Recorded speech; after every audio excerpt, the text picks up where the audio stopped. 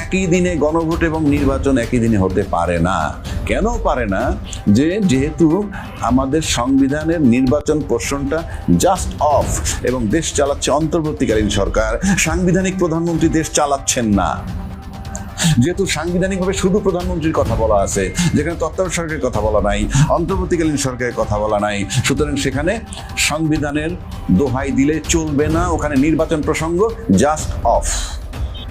সময় পেরিয়ে গেছে নির্বাচন করার, সবকিছু পেরিয়ে গেছে, এবং প্রধানমন্ত্রী নির্বাচন দেওয়ার কথাই সংবিধান মোতাবেক। সুতরাং সংবিধান মোতাবেক চলবে না, নির্বাচন দেবে অন্তর্বর্তীকালীন সরকার। সুতরাং অন্তর্বর্তীকালীন সরকার যদি নির্বাচন দিতে হয়, এবং এই নির্বাচনের মাধ্যমে যারা সাংসদ হবেন, সেই নির্বাচনটা জুলাই সনদের আইনি ভিত্তিতে হতে হবে।